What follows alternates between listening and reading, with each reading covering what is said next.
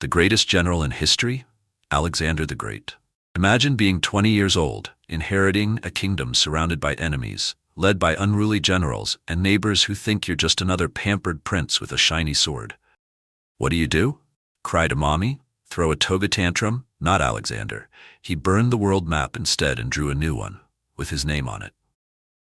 Why did the Greeks, those lovers of democracy, drama, and discussing whether air or fire is the true essence of life, suddenly put all their philosophical bickering aside to follow one man into the unknown? How did a man from a rocky corner of northern Greece turn the mightiest empire on earth into a playground for his ambition?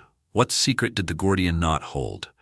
And did Alexander actually solve it, or just cheat with style? What happens when elephants, monsoons, and tired soldiers threaten your dreams of global domination? Why did the most powerful man on earth cry at the edge of the world? And why, in the end, did his own men say enough? This is the saga of betrayal and brotherhood, of ambition and assassination, of gods, oracles, and enough plot twists to make a Greek tragedy blush. From the dusty hills of Macedon to the banks of the Indus, this is the final odyssey of Alexander the Great, a man who wanted to conquer the world, and almost did, before the world bit back. So sit tight, sharpen your spears, and prepare to witness a tale where the only thing bigger than the battles was the ego. Once upon a time, in a world filled with beards, bronze, and betrayal, there was a young man with eyes too ambitious for his crown, a sword too sharp for his enemies, and a name that would echo through the chambers of history: Alexander. But before the world bowed to this legend, before statues of his face graced cities he hadn't even dreamed of conquering, before he carved out one of the largest empires in human history, there was chaos, war, and an unlikely rise from the shadows of Greece's most ridiculous family drama: the Macedonian royal court. Ancient Greece, around 500 BC, was a rough neighborhood for thinkers and warriors alike. Picture olive groves, tunics flapping in the wind, and guys named Socrates arguing about whether reality is real while simultaneously dodging javelins. Two cities ran the show: Athens, the artsy older brother who thought democracy was the best thing since sliced bread, which hadn't been invented yet. Sparta, the protein shake guzzling cousin who skipped book club in favor of killing things with frightening precision. In 480 BC, these two frenemies faced off against the biggest superpower of the age: Persia. King Xerxes of Persia, thinking himself a god on earth, sent a literal ocean of soldiers to steamroll Greece. But then came the famous flex at Thermopylae, where Leonidas and his 300 Spartans went full action hero and stalled the invasion for 3 glorious days, before getting stabbed in the back. Literally. The Greeks then smoked the Persians at Salamis, won a decisive final round at Plataea, and made Xerxes retreat faster than a cat from a cucumber. Victory. And with it came a glorious 50 years of peace, poetry, and philosopher ranting. Until the Greeks, being Greeks, remembered how much they absolutely hated each other. Athens and Sparta eventually fell out harder than the Kardashians at Thanksgiving. Their conflict, known as the Peloponnesian War, dragged on for decades and shattered the strength of the once mighty Greek city-states. Enter Macedonia. To the cultured Greeks, Macedonia was like that cousin who lives in the mountains, doesn't wear shoes, and probably eats dirt. But they made one mistake. They laughed too hard at King Philip II. Big mistake. Philip wasn't just tough, he was brilliant. He reformed the Macedonian army, introduced the sarissa, an 18-foot spear that basically turned every battle into human shish kebab, and drilled his soldiers into a deadly, unmovable phalanx formation. In 338 BC, at the Battle of Chaeronea, Philip brought the pain. His Macedonian forces obliterated a coalition of Athens and Thebes, proving that brains, bronze, and a really long stick could get you anything you wanted. He created the Hellenic League, declared himself head honcho, and dreamed of his next great conquest: Persia. But then, plot twist, Philip was assassinated by his own bodyguard during a wedding. Why? Jealousy? Revenge? Game of Thrones level intrigue? Historians are still arguing over wine. At just 20 years old, Alexander inherited the throne, the army, and his father's dream to conquer Persia. But first, a bit of house cleaning. Anyone who even looked like they might challenge his authority? Executed. Thebes? Destroyed. The entire city flattened and the population sold into slavery as a warning to all of Greece. Don't test me. Once the homeland was in check, Alexander crossed into Asia Minor in 334 BC with a relatively small but terrifyingly elite army of 40,000. Let's break this down like an ancient military Tinder profile. Main infantry: 9,000 Macedonian phalangites armed with the sarissa, 16 ranks deep, basically a walking wall of iron spikes. Move aside hedgehogs, the real spike lords are here. Flank defenders: 3,000 hypaspists, elite shield bearers with shorter spears and massive biceps, led by Nicanor, son of Parmenion. Yes, daddy brought the whole family. Greek allies and mercenaries: 12,000 hoplites with shorter spears and those big round shields. Not as deadly as the Macedonian corps, but still enough to ruin your day. Skirmishers: agile javelin throwers like the Agrianes, Thracians, and Illyrians. Think of them as the army's mosquitoes, with deadly aim. Cavalry, aka the fancy fighters: 1,800 companion cavalry, led personally by Alexander. Fast, armored, deadly. These guys didn't just fight, they danced on the battlefield. 1,800 Thessalian horsemen, another elite wing. 600 Greek and 900 Paeonian and Thracian scouts, useful for both recon and surprise butt-kickings. This army wasn't just deadly, it was a precision instrument of warfare, built to dismantle empires. And Alexander was the maestro with a sword. In the 6th century BC, the Persian Empire was so huge you could ride for weeks and still be in the same tax zone. Managing this continental behemoth was like trying to herd caffeinated cats across a chessboard. So what did the mighty Persian kings do? They invented satrapies. Yes, satrapies, which sounds like a venereal disease but actually refers to the empire's provincial system. Persia was divided into around 20 provinces, each ruled by a governor called a satrap. The satrap's job? Collect taxes, raise troops, and make sure people knew who was boss. Spoiler: it wasn't them. These satraps weren't just bureaucrats, they were mini-kings with regional egos and armies to match. Think of them as franchise lords in a royal business empire. The satrap of Lydia handled things in Asia Minor, while others managed places like Bactria, modern Afghanistan, Media, and Egypt. It was efficient governance, until someone knocked at the empire's front door. And that someone was Alexander, the 21-year-old king of Macedonia, with a killer jawline and a PhD in audacity. In 334 BC, Alexander crossed the Hellespont with 35,000 men and enough ambition to fill Mount Olympus. The satraps in Asia Minor, Persian governors with very nice houses and very low interest in losing them, gathered like anxious homeowners at an HOA meeting. The agenda? Alexander the Great is coming. What do we do? Enter Memnon of Rhodes, a Greek mercenary general working for the Persians, a real strategic mind with a thick accent and zero time for glory-seeking fools. "Don't fight him," he said, waving his wine cup. "Burn your villages, your crops, your homes. Leave him nothing. He'll starve." Classic scorched earth plan. Ruthless, effective, economically disastrous. But the satraps looked around at each other and said essentially, "Burn our estates? Are you insane, Memnon? My cousin just put in marble floors." So, rather than torch their own backyards, they did what every overly confident noble does in a historical epic. They chose battle. The two sides met at the river Granicus, a deceptively shallow but deceptively dangerous water hazard in northwest Asia Minor. On one side, 10,000 Persian cavalry, drawn from across the empire: Medes, Bactrians, Hyrcanians, Paphlagonians. If it ended in Ian, they were probably there. Behind them, Greek mercenary infantry, armed like hoplites, but placed at the back because the Persians didn't exactly trust Greeks fighting Greeks. On the other side, Alexander, with 13,000 infantry and 5,000 cavalry, outnumbered but not outclassed. His right wing featured his pride, the companion cavalry, elite troops with enough ego and muscle to charge through hell.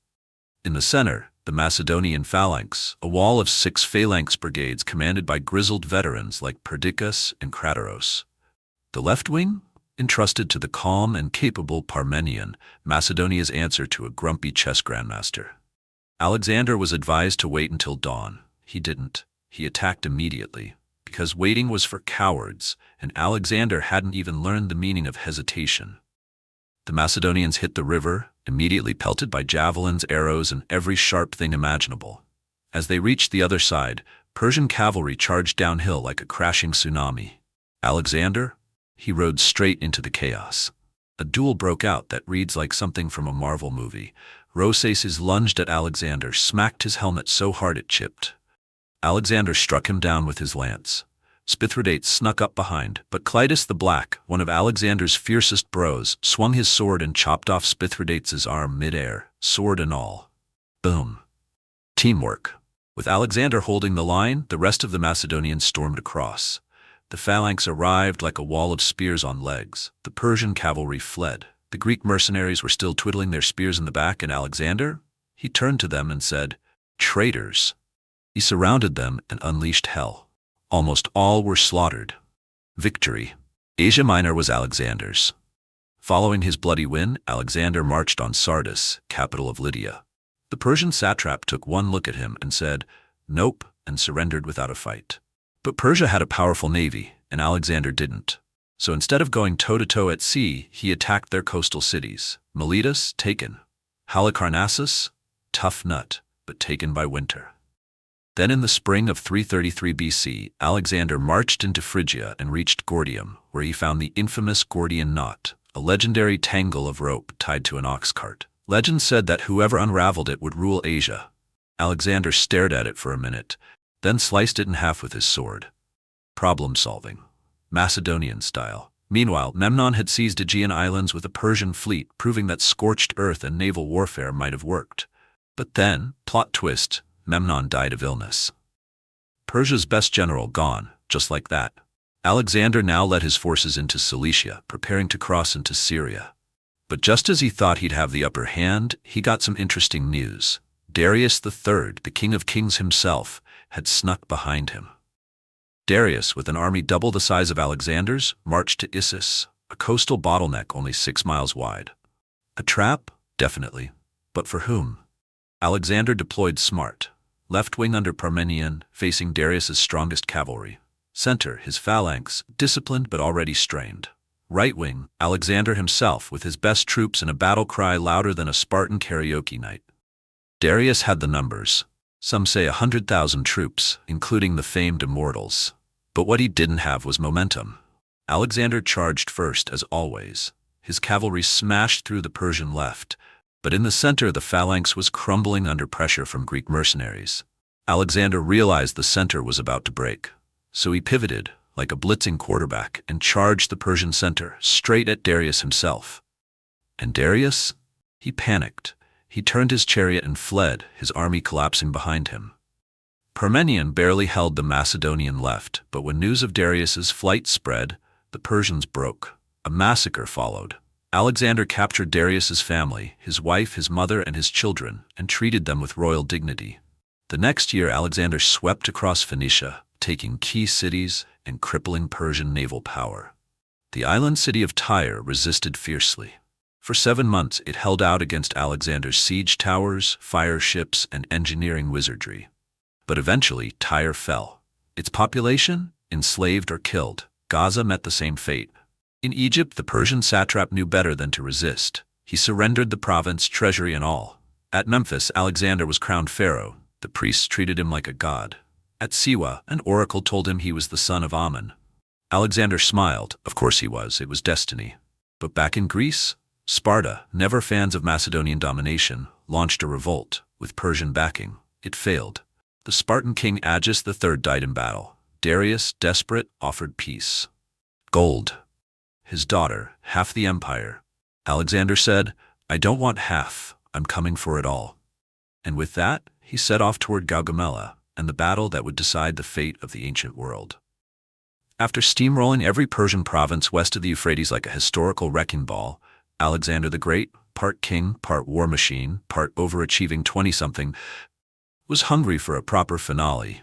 Something dramatic, something cinematic, something like... Word came to Alexander that Darius III, king of Persia and Olympic gold medalist in running away, had assembled a mega army at Gaugamela, near modern Mosul, Iraq. This was it, Darius's last hope of turning the tide. And he had everything: infantry from Syria and Babylonia, cavalry from Armenia to India, 200 scythe chariots, basically ancient lawnmowers on steroids, and even a few war elephants just for the wow factor. Alexander, he brought fewer guys. Maybe 40,000 tops, but who needs numbers when you've got style, brains, and an 18-foot spear? On the battlefield, Alexander laid out his troops like a grandmaster plotting chess, except the pawns had sarissas and abs of steel. Parmenion, his trusty old general, took the left with the Thracians and Thessalians. The rock-solid Macedonian phalanx stood in the center, while Alexander himself, like a war-hardened Beyoncé, took the spotlight on the right with his elite companion cavalry and hypaspists. Then Alexander did something weird. He started marching sideways, to the right, slowly, deliberately. The Persians blinked. Wait, is he flanking us? Panic. The Persians followed suit, pulling forces from their center to mirror Alexander's move, which, plot twist, was exactly what Alexander wanted. Darius had just taken the bait like a clueless villain in an ancient Bond movie. When the Persian center was as hollow as Darius's confidence, Alexander pounced. First, he sent his Greek cavalry in to keep the Persians busy. Then Darius, trying to be the action hero for once, unleashed his prized scythed chariots. But wait, the Macedonians had Agrianes, elite javelin throwers who absolutely shredded those chariots like a salad bar. Any that got through, the infantry just politely stepped aside and let them roll past. After you, sir. With the Persian center thinner than a supermodel on a juice cleanse, Alexander led his companion cavalry and phalanx in a furious direct assault on Darius himself. The result? Chaos, panic, screaming, Persian soldiers running like it's Black Friday at Babylon Mall. And Darius? He fled. Again, he had a personal best in royal sprinting by now. But back on the left flank, Parmenion was in deep trouble. Persian cavalry had swarmed him. Scythians and Indian riders even broke through to the Greek camp, but got too busy looting to realize they could have changed history. Parmenion screamed for help. Alexander, already halfway to mounting Darius's throne, actually turned back. He regrouped and smashed into the Persian right. It was brutal. 60 of his companions died, but the battle was won. With Darius's army shattered and Persian morale flushed down the Tigris, Alexander marched into Babylon like a rock star on a victory tour. They welcomed him like royalty. At Susa, same story. Then came Persepolis, the ceremonial heart of the empire. Alexander wanted to play the noble liberator until he remembered that Persians once burned Athens. So, in a drunken blaze of vengeance and bad decisions, Alexander gave the order, burn it all. Flames lit up Persepolis, temples crumbled, history cried. Darius wasn't done running. He bolted east to Ecbatana, hoping to rebuild an army. But his dreams were shorter than a Spartan's haircut. One of his own satraps, Bessus, stabbed him in the back, literally, and declared himself king. Alexander, ever the theatrical type, was furious. He found Darius's corpse, honored him with a royal burial, and swore revenge on Bessus. Alexander wasn't satisfied. He wanted to chase Bessus to the ends of the earth, which turned out to be Afghanistan and Tajikistan. First stop, Aria, where Governor Satabarzanes pretended to submit, then pulled a surprise, I lied, rebellion. He died in single combat with a Greek officer. Cue heroic music. Alexander then founded Alexandria Ariana, modern Herat. Another Alexandria. At this point, the guy was basically playing City Builder World Domination Edition. Next came Phrata, where Alexander discovered a plot. Philotas, son of Parmenion, had kept quiet about it. Bad move. Philotas was tortured and executed. Then Alexander had Parmenion murdered too, just in case. Because hey, that's just how trust worked in the Macedonian royal family. Alexander continued founding cities like Oprah, giving away cars. You get in Alexandria. You get in Alexandria. He finally caught Bessus near Kunduz, had him chained up, and sent back for execution. But Sogdian and Bactrian tribes weren't thrilled about this new blonde overlord, so they fought back with guerrilla tactics. It frustrated Alexander endlessly. Imagine conquering half the world, only to get bushwhacked by mountain tribes. Meanwhile, morale in the Macedonian army was tanking. The boys were homesick. And worse, Alexander started acting like a Persian, wearing robes, demanding proskynesis, bowing like a god, and thinking he could pull off eyeliner. At Maracanda, during a drunken banquet, Alexander argued with Cleitus the Black, a general who once saved his life. Cleitus said, "Remember where you came from, your highness." Alexander grabbed a spear. Wait, no? Thunk. Cleitus dies dramatically. Alexander?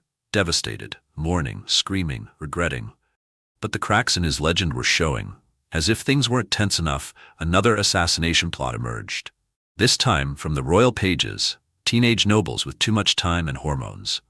Their leader, Hermolaus, angry over a petty punishment. He planned to kill Alexander in his sleep. It failed. They were tortured, then stoned to death. Even Callisthenes, the royal historian, got caught up in the mess. He died in prison, likely wondering if the memoir was worth it. Picture this: Alexander the Great, the man who'd already steamrolled the Persian Empire and was practically collecting crowns like Pokemon badges, finds himself in the rugged mountains of Bactria. The air is thin, the rebellions are thick, and then, bam, he sees Roxana, daughter of a Bactrian nobleman, and suddenly the world stops spinning. Legend says she was so beautiful she could have made Mount Olympus weep. And Alexander, always the romantic when it was politically convenient, fell hard. But this wasn't just about puppy love under the Afghan stars. This marriage was tactical brilliance. Roxana came with a dowry of peace. By marrying her, Alexander effectively put a cork in the bubbling Bactrian rebellion. It was diplomacy in a wedding dress, brilliant and sexy. Now that Bactria was momentarily pacified, Alexander turned his sharp blue eyes eastward. His next target? The eastern edge of the Persian Empire, territory that hadn't yet received the "Hi, I'm your new God King" memo. But to get there he had to cross the Hindu Kush, which sounds poetic until you realize it's a death trap of freezing passes, jagged cliffs, and oh yes, mountain bandits. Yet Alexander split his army into two columns and charged forward like a man with a divine death wish. His army carved their way through the Aspasian Assassini, slicing through the mountains and down into the lush, dangerous Swat Valley in present-day Pakistan. There, at Masaga, after a grueling siege and intense fighting, the city finally fell. Now, here's where things get spicy again. The city, according to legend, was ruled by yet another beautiful queen, Cleophas, who allegedly bore Alexander a son. Apparently, this guy couldn't conquer a city without accidentally starting a family. She was allowed to keep her throne because, well, she had negotiation leverage. Soon Alexander teamed up with the ruler of Taxila, who welcomed him like a rock star and offered him his friendship and an army. Together, they moved against King Porus of the Pauravas, a towering Indian monarch who said, "You want this land? Come and take it." Porus rolled onto the battlefield with something Alexander had never faced before: war elephants. Dozens of them, and not the polite parade kind. These were tusked tanks that trampled men and horses like soggy breadsticks. The Battle of the Hydaspes was Alexander's most expensive victory, blood-soaked, mud-drenched, and utterly unforgettable. But somehow, through sheer grit, strategy, and audacity, Alexander won. Impressed by Porus's valor, he didn't execute him. No, Alexander made him an ally, giving him his land back and adding him to his ever-growing friends who used to be enemies list. Flushed with victory and ego, Alexander wanted more. He planned to march all the way to the Ganges, what Greeks believed was the edge of the world. He was dreaming big: golden rivers, endless glory, maybe a few more royal marriages. But his army, sunburned, scarred, homesick, and probably smelling like despair, said nope. At the river Hyphasis, the men flat out refused. They hadn't seen home in 8 years. Rumors of Indian super armies didn't help. They'd had enough of dying for greatness. Alexander, naturally, threw a god-sized tantrum. He sulked in his tent for days, hoping the silence would guilt-trip his men into changing their minds. But mutiny is a stubborn beast. Eventually, Alexander gave in, turned back, and never reached the Ganges. As they turned west, the journey wasn't exactly a joyride. Alexander fought the Malians, took a city, and in classic "I'll lead from the front" fashion, got shot in the chest with an arrow. He almost died again. His soldiers wept. They prayed. They probably panicked at the thought of having to go all the way back without their divine compass. He survived barely and eventually reached the coast. Part of his army, under Admiral Granicus, set off on ships to sail back via the Persian Gulf, a maritime voyage so daring it made Greek explorers look like drunken paddlers. And what did Alexander do? He took the hard way, through the Gedrosian Desert, a land of sand, thirst, and despair. Modern-day southern Pakistan still winces when you mention it. Men dropped like flies. Water was rare. Heat was unbearable. Alexander lost more men here than in any battle. But he wouldn't quit. He wouldn't give in. He'd made a point to suffer with them, marching on foot, sharing rations, and refusing water offered to him unless everyone had some. This man was a god to his men, even when they were dying because of him. Back in Persia, Alexander had some cleaning up to do. Some of his governors had used his absence to become mini-tyrants, robbing temples, looting tombs, and playing king. So Alexander held tribunals, and many heads rolled, literally. Then came the wedding spectacle at Susa. Alexander married 2 Persian princesses, and 80 of his officers married noble Persian women in a massive, awkwardly orchestrated fusion ceremony. Imagine 80 ancient royal weddings in a single evening. The wine probably flowed like the Tigris. He also trained 30,000 Persian youths in Macedonian military fashion, a move that made his old-school Macedonian veterans switchy. At Opis, those Macedonians snapped again.